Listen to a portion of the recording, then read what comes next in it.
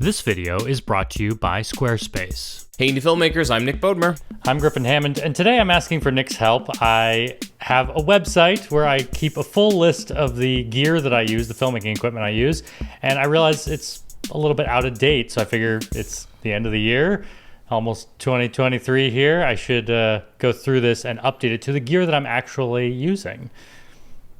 So it's the 2022 Griffin Hammond Gear Wrap. Like Spotify wrap. We're really we're just doing some housekeeping here. House cleaning. So should I pull up the current list? How do I find this list? Yes. So go to griffinhammond.com/gear.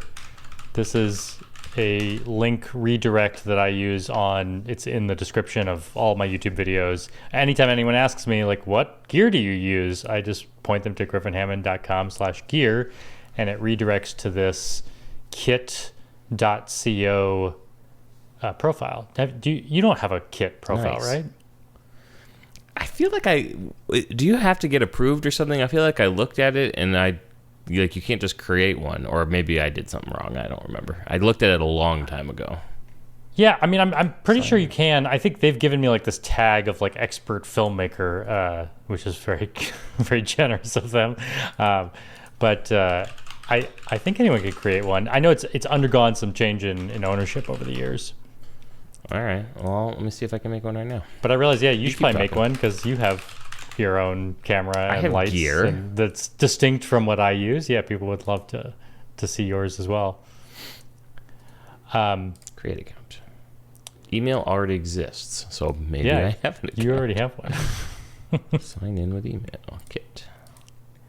Well, the first thing I see on here is right up top, the first three cameras I have listed are the Panasonic Lumix GH5, the GH5S, and the S1, all of which I am still using, although really the GH5 has almost been retired for me. I don't pull it out much. Because you have multiple GH5S's, is that correct? I have one GH5S and I have two GH5 Mark IIs. And right, and remind me, the Mark II is newer than the S? Yes, and the Mark II is the one I keep grabbing for because it pretty much does everything a GH5 can do, but it also has USB-C power, which to me means it's always the camera that I'm shooting the podcast on because I can just plug it in. I don't ever have to worry about what my battery level is like. So I need to update that. I'm going to write these down for myself. GH5 Mark II. Replace the GH5. And what about the S1? Are you still using it much?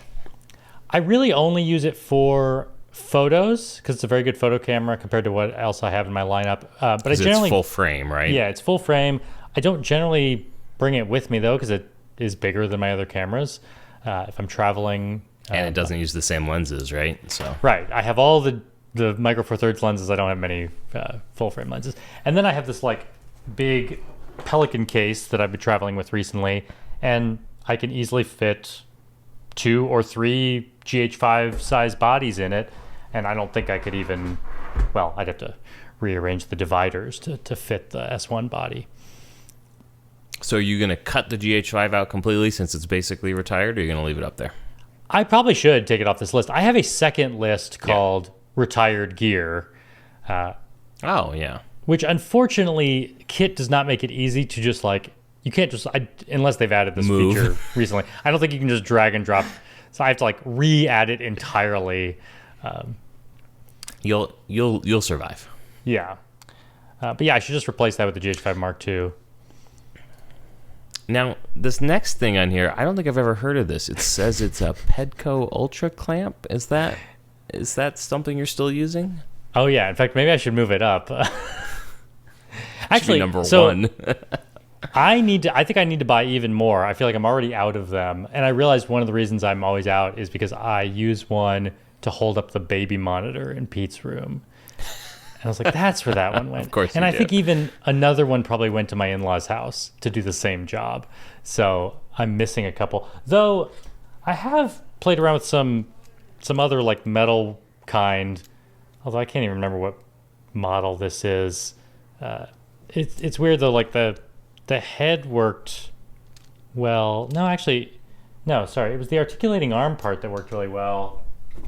And then this might be like a Pearstone product or something.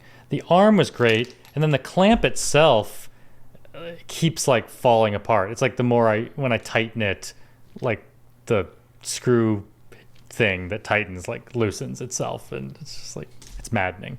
This is like the problem with all cheap clamp products. You're not recommending or adding that one to your list, it sounds like. No, but maybe I should add one of these, like, I should add an articulating arm or something to my gear list, because I do travel with those a lot. I still have the Panasonic XLR adapter on my gear list, which I suppose I should keep on here, but maybe I should move it down a little bit. That works with the GH5S and the Mark II as well? It does. It works with all of them. Perfect. And in fact, I think it works with the S1 as well. It works with a lot of the Lumix cameras. But I do find I'm not using it nearly as much as my H5. And actually, these days, what I really need to add is my XLR, my Elgato Wave XLR, which is like... That's what you're using for your podcasting desk setup, or is that a travel device? Yeah, just for the podcast. But it's like... Yeah, so that's like a USB XLR interface. Yeah. Yeah, I mean, I'm still... It's not a field device, and I'm using the Zoom H5 for all my field recording. But these days, most of the recording I've been doing recently is for the podcast, and I used to use my H5 for that, and now I'm using this Elgato Wave XLR. In fact, I need to add all my live streaming devices. Like I have the Elgato Wave XLR, I have the Stream Deck, and then I have this Feel World L2 Plus, which is the 4-way HDMI switcher. Yeah, you love that thing, don't you? Yeah, that's fun, because it's got the screen on it and everything. And I don't think that's currently on my list here. No, it's not. The other podcasting change we've made is I have my Blue Baby Bottle studio mic on here, but recently I am not using that. That's what you're using. Here it is. Show it off. And so I think it still sounds good for me. Why did you decide to change your mic situation? Well, I had been using this Shure SM7B a bunch over the last year for the recount. We were doing a lot of live streaming, and it's the podcasting mic of choice for a lot of people. And so I started playing with it. And for me, I think I realized, compared to the Blue Baby Bottle, both of them sound great for our voices, but the Shure just rejects more background sound. And we both have plenty of background sound happening in our homes. Me? No, not me. It's quiet. Always quiet. Yeah. Never a robot vacuum interrupting the podcast recording like it did last time. Yeah. So I should swap that out, but you should add the Blue Baby Bottle to your gear list. Kit. I reset my password, so Blue Baby Bottle. Sorry, we don't know about that item. Oh, there it is. Anywho, continue. Well, and for anyone who's wondering how this website Kit works, it's like I have affiliate links for all of these products, or I have affiliate accounts set up with like Amazon and B&H, and each website gives me a percentage of a sale. If you click on my gear list and you decide, I also want the Shure SM7B microphone, if you go and buy it, then I get, it's usually around like 17 cents. It's like 3 to 6%. It's somewhere in that range. Oh, that could be pretty good, because some of this gear is expensive. So, I should make sure whenever I buy stuff, I click your link first. Well, yeah, and also if you want to help me out, or any creator who has affiliate links, the way it generally works is with cookies. And if you click on my gear list, you click on the Shure SM7B, but you ultimately don't go and buy that, but you buy something else. Even if you buy something like 3 days later, it can still count for me. So, the camera that you ultimately end up buying 2 days after you click on one of my links, I might still get credit for that, which is pretty cool. It is cool. All right, we got a lot of lenses on here. Yeah. The lenses probably all stay, because I mean, I might want to reorganize the order of them based on priority. Like the So your top one right here it says it's your favorite documentary lens. It's the Panasonic 12-35 f2.8. Does that tag still stay? Is it your favorite documentary lens still? I don't think so. No. Wow.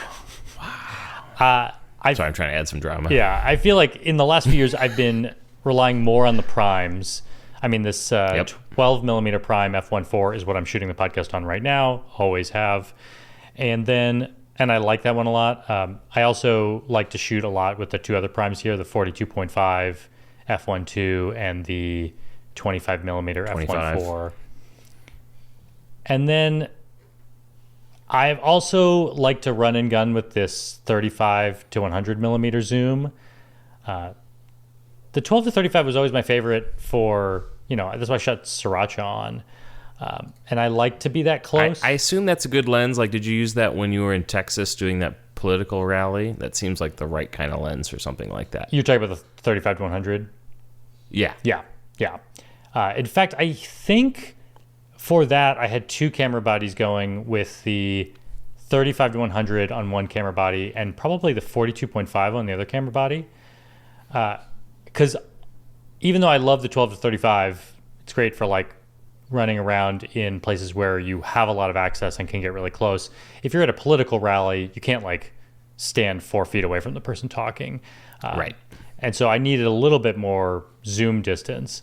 And I felt like the 42.5 was tight enough that I could get some really beautiful shots, but it was also doing pretty well in low light because this was like end of the day.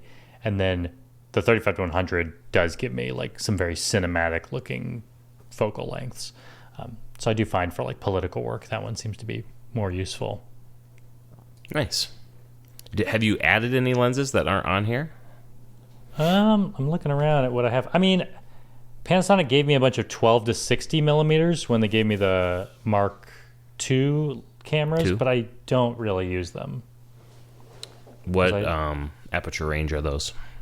They are, let's see. 3.5 to 5.6 or something? It is a 2.8 to 4. Okay. Yeah. Yeah, you seem to be drawn to the constant aperture lenses. Yeah. I enjoy those. Oh, I do have, one lens that I did add to my repertoire, and actually, I guess, is that not on this list? Maybe it's not. My big zoom, which I do need for political rallies if I'm stuck in the back. I think fortunately I didn't need this lens at this last one I was working because they did let me close enough. But I have the 100 to 400, which is... Just dropped something on the ground. This is a f4 to 6.3 lens. But this is a nice outdoor distance lens. Yeah, this is a great wildlife lens. And it's got the tripod mount on the lens. You're getting serious when the body just hangs off. Yeah, you'll notice I have the little I have my Peak Design tripod adapter here, so I could mount this on the tripod if I want. Also, though, sometimes I use this for I have a little Peak Design belt clip, and sometimes if I just have this big heavy lens and I want to clip it onto my pants, I can do that too. Nice. Any other lenses to speak of, or we got that covered now? I think that's it. And then I notice I have the ultra wide 8-18 on here, which I guess I shouldn't retire, but should probably move to the bottom of the list because I really have not touched that one in a while. Well, you say it's great for wide establishing shots. Is that still where you'd use it? Yeah, I used to use that one all the time for time lapses and establishing shots, and I think I've kind of replaced it with the 12 millimeter prime. Yeah. Or maybe you also have your time lapse neutral density filter, your 1000X. I haven't seen you do a time lapse in a long time. Do you think that's a factor of not being in New York and not having as much excitement to time lapse? I think it's that, and I think also time lapses have just become more common. I think when I was having a lot of fun with them, you just weren't seeing them a lot on television. You were at the forefront. Yeah. So, people were still very impressed by it. The people I worked for, whenever I did a time lapse, they'd be like, whoa, that's so cool. And then, it's been years of Casey Neistat doing them. And I think even, they did them in they were doing it in Breaking Bad all the time, and I don't know. It's just like creeped into the public consciousness a little bit more, I think. Gotcha. And you like to be a little more original. Yeah. I think also for the kind of work I'm doing now, like they don't always tell more of the story. They kind of take you out of the story. It's like a transition device. My AirPods have stopped working. Maybe I should just wear headphones for the rest of this podcast. Check 1, 2, check. I can hear you. Can you hear me? Okay. I can hear you. All right, so you got a couple different SD cards on here, the SanDisk Extreme and Extreme Pro. Do both of those work with the latest Mark II cameras, or do you have to go with the Pros for the highest bitrate? I mean, I don't think you have to go with the Pros. I feel like all of these, for a long time, have had bit rates that pretty much support most of the stuff we're doing. I bet if I just update this to the latest version of the SanDisk Extreme, it's probably good enough for... Probably fine. And what size cards are you drifting towards these days? You know, 64s? I am using bigger cards now. Let me pull out here's a camera of mine. Yeah, we'll just see what I'm actually using here. That's the point of this. So I have the SanDisk Extreme Pro 128 gigabyte. This is 170 megabytes per second read speed, presumably. Nice. Yeah, I think people for years have been telling me, like, why are you using 32 and 64 gig cards? What are you doing? Just get some bigger cards. I think I use a 64 gig card, but the longest thing I record is this podcast, so it's plenty. Yeah. And I don't shoot it in 4K. Well, one of the benefits of switching to the 128 is now I'm in the habit of actually using the GH5's backup record, where it's recording. Right now I'm recording the podcast twice, which is... Smart. A little bit pointless because I don't think I've ever had an issue. Yeah, but even if it ever saved you one time, it would be worth always doing it, you know? Right. Well, and having bigger cards, it's like it doesn't matter if I record it twice. Might as well. And then if I want... I mean, it has helped occasionally that I'll like pop a card out, start copying it to the computer, and at the same time something's happening. I'm like, oh, I got to shoot something. And it's like, well, at least I can let this finish and I still have a card in the camera. Yeah. Oh, now we're getting to the exciting stuff. The lens pen lens cleaner. You know, Still cleaning your lens with the old lens pen? I have not often been traveling with that. Let me, so maybe I should remove that. I do usually have like a little blower thing for cleaning off my lenses. Although this is probably like $1. I guess I should add it. You know what actually I've been using though more recently to clean my lenses is this thing. Oh, you showed me that. It's a little like battery operated blower thing, right? Yeah, it's just it's like instead of a compressed air can, it's like a USB powered. I should get one of those. Send me your affiliate link. I'll buy that. Yeah. I need something like that. Seems like it'd be good for like cleaning your car too, like getting the dust off the dash or something. That should just be like today's featured affiliate link. I'll just put this like at the top of the show notes. And now the fun stuff, which I believe has to change unless maybe you've already done the updating, but you've got 2 different drones on here. Yeah, and I still have both these drones. I only fly the DJI Mavic 2 Zoom. That's my primary drone. I used to have the Mavic Air. That's what I flew beforehand. I still have it. I don't want to get rid of it because I keep thinking like, well, if I crash the drone, I'll want to... You have a backup drone. Although that's probably unlikely. And then also I realized like no one's going to buy an old drone. Like the drones are all so good now and so cheap. And yeah. So I don't know. It's probably just... But I should probably retire it off this list. Because I'm not... And you got some ND filters for it and a case that looks like... Yeah, and I'll have to switch that stuff Mavic out. Air. Yeah, update all that. Yeah. Ooh, audio, fun stuff. I'm actually still using... we talked about the podcast mic, but I'm still using the Azden SGM 250CX. That's just like my go-to field mic. It's still Remind cheap. me, I think that's the one you did like a shootout with like 3 or 4 different shotgun mics, and that came out on top. Yeah, Am I remembering you did a video? I still love it. It holds up well. It's gone through, it's been all over the world and hasn't broken down on me. And it's it's only $200 and it sounds great. So I can't stop recommending What's it. this next one? Because it just says indoor microphone, but it doesn't tell me what it is. That is my that's my Audio-Technica 4053B, which is much more expensive. Let's see what that price tag is. $699. Yep. Yeah. And it's also great, but you may not need a $700 mic, but it is a lovely mic. And then you've got a wired lav mic, which I can't imagine you use very often. I don't. Maybe I'm wrong. Very often. Maybe I should switch the order with the wireless mic. But I still do rely on those. It's good to have those sometimes. The wireless ones? Both. I mean, it's just Okay. good to have. I never fully trust wireless, so it's like I always like to have that extra one in my bag. Or I might find myself in a situation where I have the wireless kit with 2 transmitters, and then the client throws a curveball at me. They're like, actually, in this interview, can we have all 3 people sit together? And it's like, Yeah. jeez. But then I have an option to plug something in if I need to. And you're still using the Sennheisers for the wireless, and those work well? Yeah, they're great. And there's the baby bottle, which we already talked about. So you need to add your new podcasting mic, obviously. Yeah. And then headphones, I'm wearing the Bose Quiet Comfort right now when my AirPods stopped working for some reason. Probably because I went for a long run this morning and forgot to charge them back up. Charge them. I don't even know if I have those Sony V6 headphones anymore, so I should get those out of here.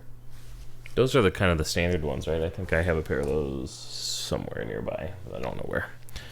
Oh, where I still definitely have a pair of those headphones is I made a YouTube video, you may remember this, where I chopped off the wire to my Sonys. I do remember, but I don't remember why. You made them wireless somehow? Yeah, this was like right when I moved to New York. I wanted Bluetooth headphones and didn't want to buy them. And for some reason I had like a pair of V6 that were kind of falling apart. I think the ear pad material needed to be replaced. The pads, yeah. And so I had already bought a second pair because I think something else was falling apart in them. Maybe it was the wire itself. And so I just chopped it off and just made like a little short connection that I plugged into a Bluetooth transmitter. But these days, what I use it for is it's sitting with my Oculus Quest, and it's perfect because it's only like 6 inches of wire, and it plugs. So if I'm wearing the Oculus Quest, I just pop on these Sonys, and it has like the perfect length wire for that. Nice. But should probably come off the filmmaking list here. Oh, now we're getting into lighting. I need to take these Westcott flex lights off. I still have them, and I still have used them. I'm sure I've used them recently, but I just don't use them nearly as much. Right now I'm relying You're mostly really on leaning into those apertures, right?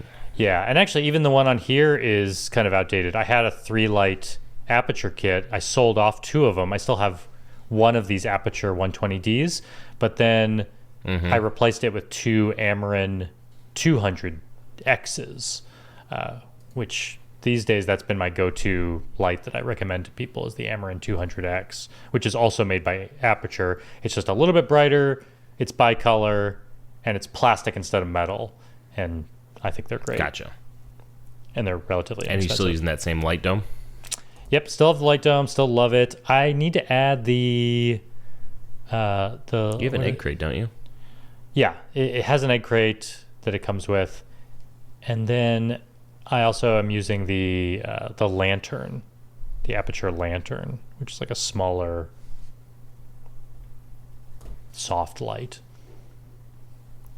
I'm not using this ice light anymore. I don't even know. I probably still have it. Maybe I sold it. I don't remember. And this little Lytra cube light? Yeah, I can't say I'm really using that either. I have other small lights now. Like I have a little Aperture one that I use. I should put that on there. Now this I guarantee you are still using, which are CTO gels. Gels, yeah. Although I'm only using them on my Aperture 120D because it's the one light I have. The other ones are bicolor. It's not bicolor, yeah. But the bicolor lights, I mean, right now, this is a good example of it. I have a key light bouncing off a reflector on the wall that's set to like 4,000 Kelvin or something. And then the light behind me is also another 200x light. And rather than putting a CTO gel on it, it's just set to like 2,700 Kelvin to be kind of a warmer light. Nice. HDMI transmitter receiver. You've played with a couple different brands of these. Is this still the correct one, or have you moved on to something newer? Yeah, this might not be the most recent Hollyland Mars system that I've played with, so I should double check. Actually, It could be. I can't remember. I have my Atmos Ninja 5 recorder monitor. I still use that. I still use the 7-inch recorder they have too. So why two? Like, what are you using them differently for? I mean, part of it's just that Atomos gave me both. You know, I have both, which is nice. I have found there are times when I want to travel with the 5-inch rather than the 7-inch. It's handy to have both. Everything else on here is like camera bags that I haven't updated too much. Still using the same tripods. Travel hard drive. I'm guessing you've moved to SSDs at this point. Yeah, I should take that lacy off here. Because these days I'm just using like those standard, I don't know, even Samsung know what brand SSDs or whatever, the T7s or something. Yeah. How about tripods? So we got the Peak Design travel tripod and the Manfrotto. I think you're still using all that. Yeah, those are still my two main choices. And the Zuntech gimbal, I don't think I'm saying that right. I think you've replaced that, right? No, I'm still using that one. It's called the Weeble Lab. It's kind of falling apart, but it's still doing the job. It hasn't failed on me yet. I kind of want to just update to like one of the latest Zhiyun Tech ones. Although I feel like that brand has now dropped the tech, and it's now just Zhiyun. Any interest in the DJI gimbals? Would you take a look at those? Or? I should at least look at them, yeah.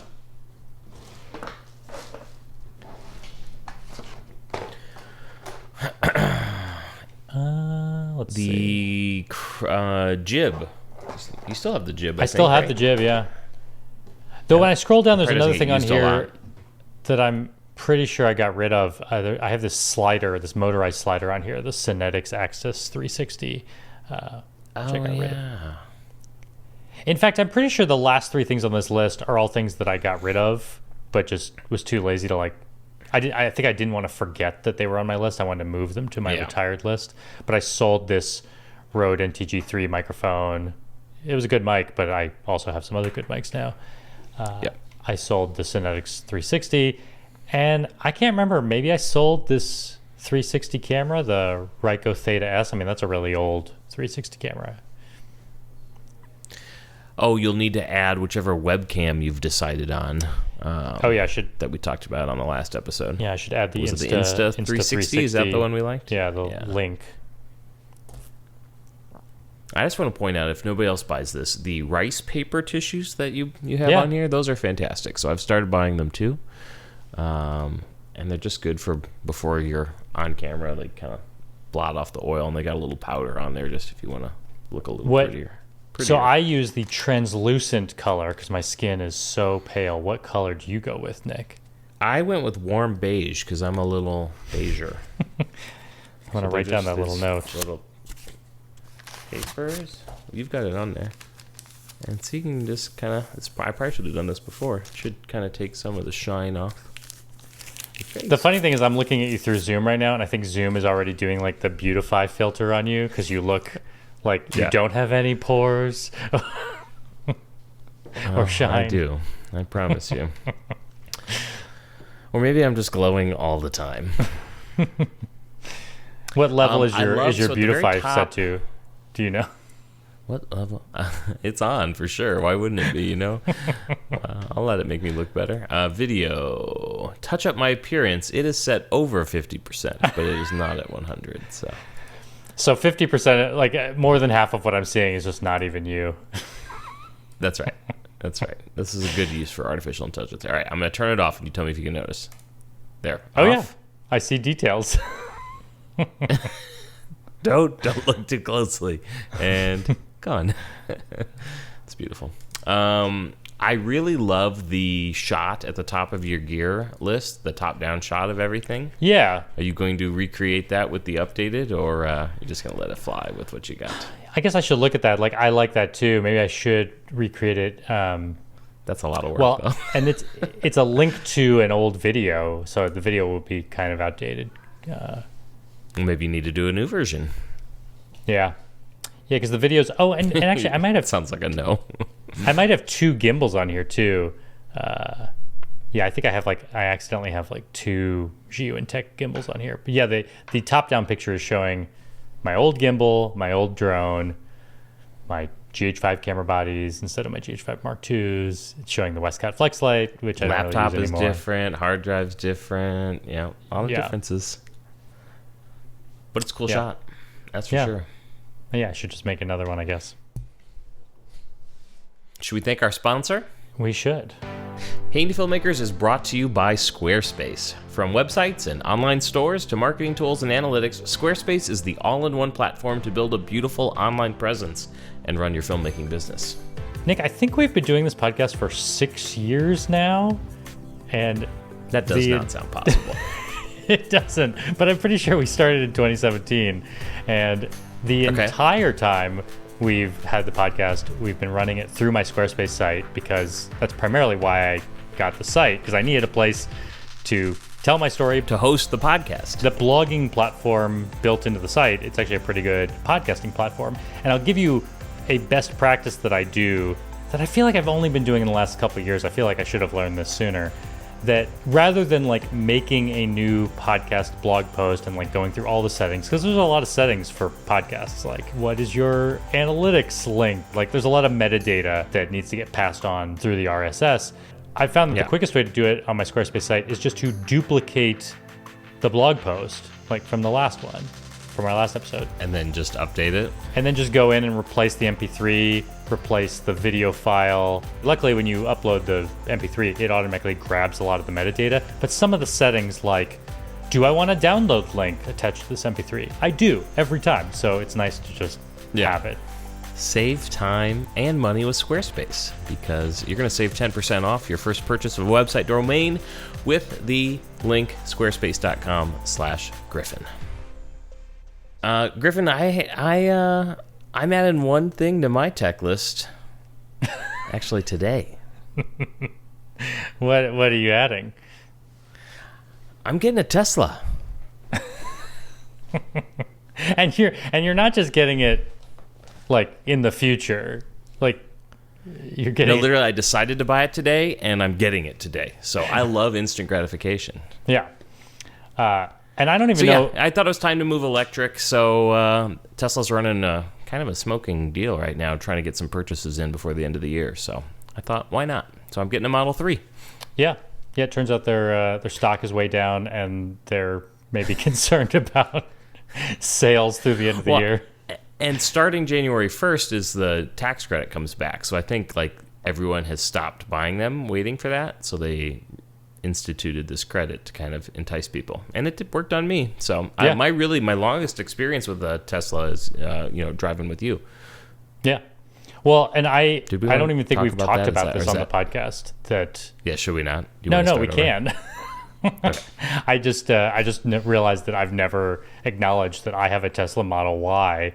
I've been driving this car since June 2020. Yeah, so it's been 2.5 years, and I love it. I love this car, and I want to have the love too. So I'm kind of excited about that. I really have nothing else to say because I don't have it yet. But maybe in a future episode we can talk about. What you may have to be prepared for, though, is I generally think most people have never cared about the car that I'm driving around, except that in the last few months, I think Amy and I have both been given the finger by random drivers. And I blame Elon Musk.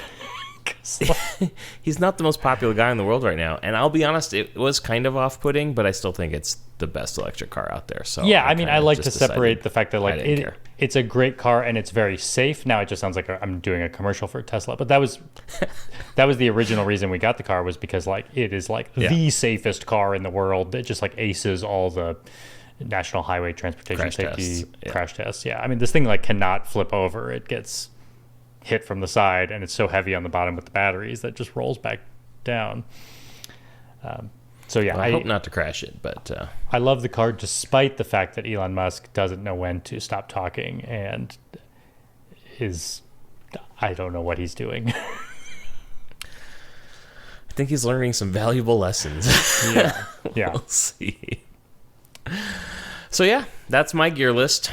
It looks like, by the way, I was able to reset my password, and I think I'll create a gear list too. Now, I don't have affiliate links. Maybe I should just use yours.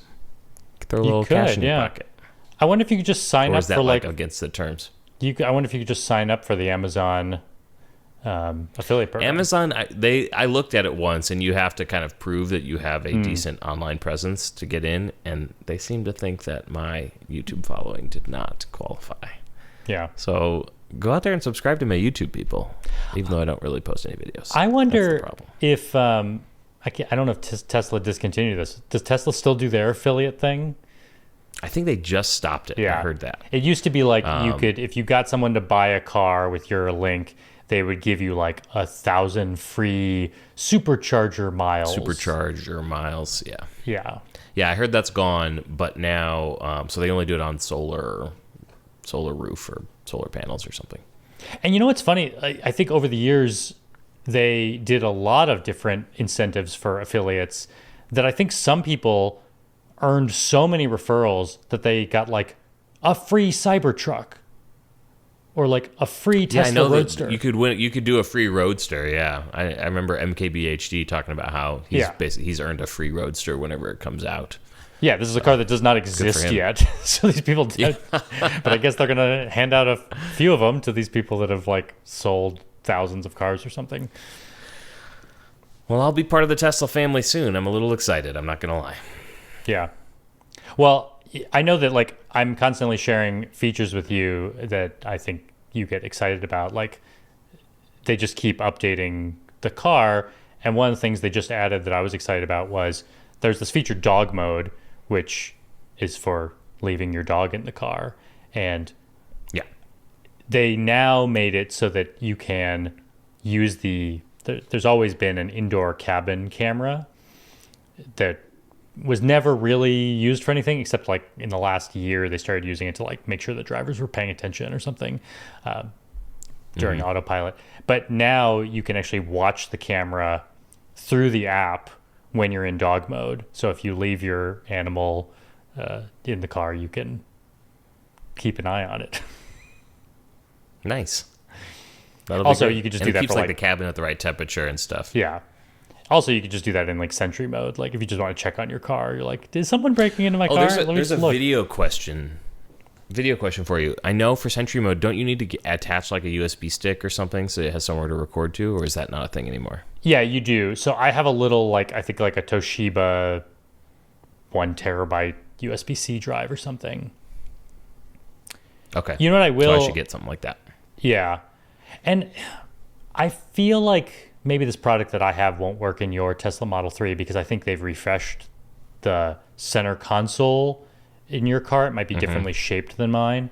But I have this little product. I should send you the link at least because they probably updated the product too. I have this little product that is like, it hides in the center console. And the idea is that the Tesla didn't have enough USB ports. It comes with like a USB-C and a USB-A, and that's like it inside the center console. Yeah. And so this is like a little hub that sits perfectly against the wall. So it actually looks like it's flush and it looks like it's part of the car, but it gives you many more ports, like 4 USB-Cs. And then it also gives you like a little hidden port for the drive. And so there's like a little door where the drive can hide. So it's just like out of the way because you never need to access it. Oh, yeah, that's clever. Yeah.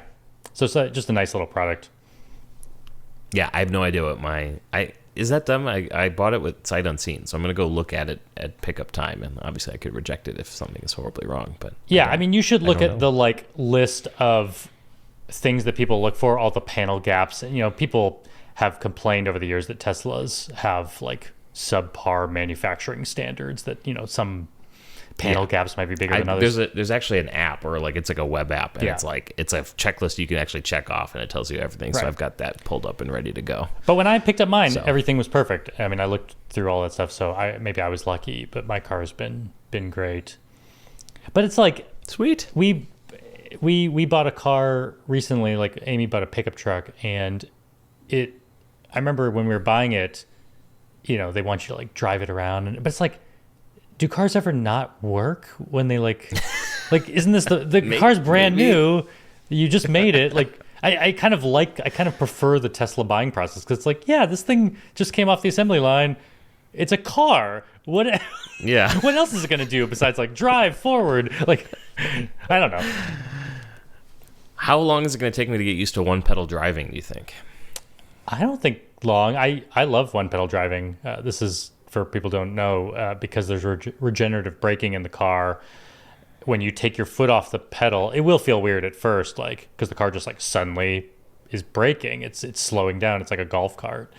But you get used to like being gentle on the gas pedal, and you get to the point where you're doing 99% of your driving, you're never touching the brake. Like, most of the time I go to my destination and come home without ever needing the brakes, just because the regenerative braking is strong enough that if I'm pulling my foot off the gas, the car's slowing down and gently comes to a stop at a stoplight. Beautiful.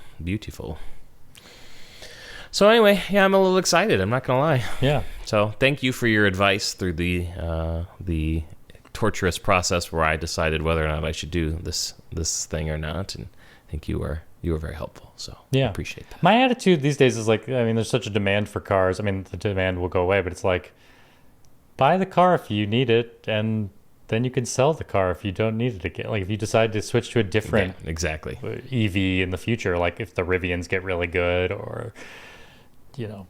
That was the big thing I was torn on. Obviously, I've got 4 kids, right? So we're a 6-person family. And so the question was, we have a minivan, which is fine for hauling the kids around. Does the second car need to fit the whole family? And so I was really torn. Do I wait or get a Model X or something that is really big, although those were outside my price range? And I just decided, no, just go get a sedan that's the second car for when the whole family's not together, which is really all we need it for. Yeah. So we'll see. Hopefully that's not a big mistake. Well, and I have a Model Y long range. It's 4-wheel drive. You have this is going to be a Model 3 Performance, right? Performance, yeah. So I'm guessing if ours were in a drag race, yours would take off faster than mine, because you're smaller and faster. And yeah, that's the idea. Yeah. So sign up, hit that subscribe and like, and watch the Nick and Griffin drag race special. We should do a drag race where you start in Vegas and I start in Chicago, and we just go as fast as we can. Who can get closer to the other person's start point? Yeah. So good. Lots of Tesla content coming your way. Yeah. All right, my friend. Well, I'm gonna go clean out my old car and get it ready to trade in. Yeah, I can't believe you're doing that today. I know. Well, they texted me like, "Oh, we could do this today," and I was like, "Sweet." Yeah. This is the difference between where you live and where I live. Today there is a blizzard, and I can't go anywhere right now. It's looking bad. So I have family that's supposed to be flying in to Vegas from Chicago tomorrow. Not sure that's going to happen. Yeah. So feel bad. You know, a lot of people's travel plans are going to get ruined. Oh yeah, this timing is terrible. Yeah. Timing is terrible, but such is life. Well, all right, my friend, stay warm. Yeah, and happy New Year's, everyone, because this will probably come out right before we enter 2023. 2023, it's going to be a good one. Bye-bye. Bye.